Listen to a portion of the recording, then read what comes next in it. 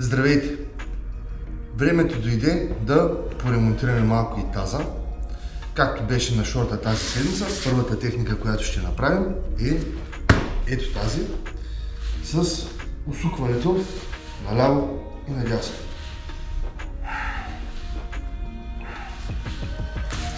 Долу-горе 40 см между ходилата трябва да оставим малко място и да направим извивките. Номер 2. Разбира се, тази техника може да я усложним.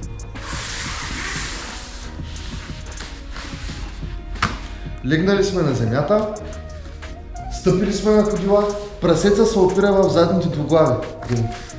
Тука китката е раното на една линия, няма да ги дигаме по-нагоре, нито по-надолу.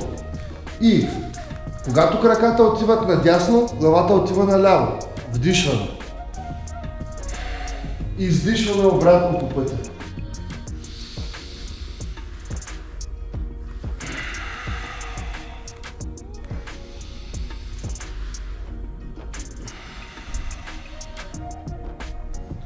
Тридесетина повторения е абсолютно достатъчно да активираме всичко.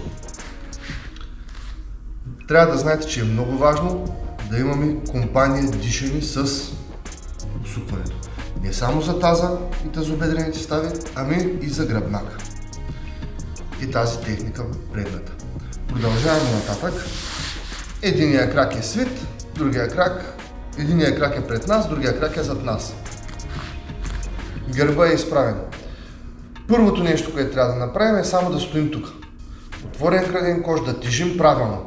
Една от крайните цели е да сме седнали на двете дупита. Обикновено едното дупи стърчи малко в тази техника. В момента, в който успеем да го позиционираме по такъв начин организма, че да сме седнали на двете, значи всичко е наред. Тук може да задържате по 30 на секунди и да сменяте краката ляво-дясно. Същия принцип, ето аз примерно, тук ми е високо, тук малко стърча, другата страна ми е по-лесна. Едната ни страна е по-гъвкава, другата е малко по-вдървена. Няма никакъв проблем, просто трябва да се работи. От тази позиция огъвкавяваме точно и разтягаме малко глутеуса, тазобедрени стави и тук сгъвачи и разгъвачи. Поставяме ръцете на пръсти и може да направим 10 навеждания напред като лицеви опори. Все едно правим лицева опора на пръсти.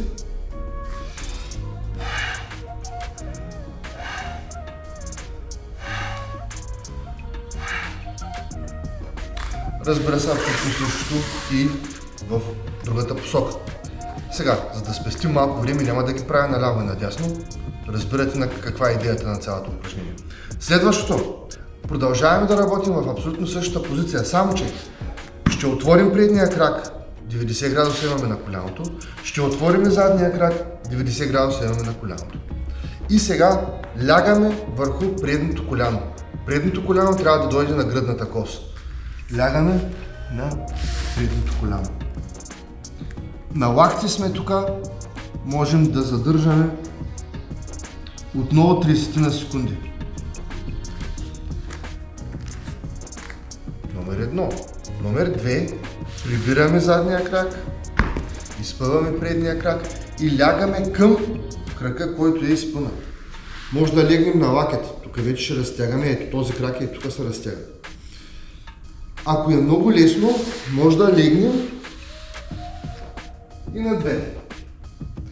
Излизането е първо едното рамо, изправяме се на лакет, на длан. Много внимавайте с това разтягане, че е тегаво за начинаещи. Стигаме до така наречения butterfly или пеперутката. Това е вече много често срещано движение. Може да се прави редовно.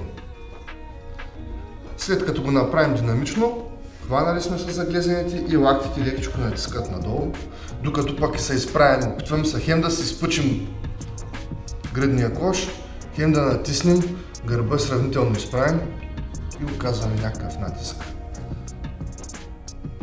Надолу. 30 на секунди и на тази техника. Той беше кратко видео за таза. Пробвайте, бъдете здрави!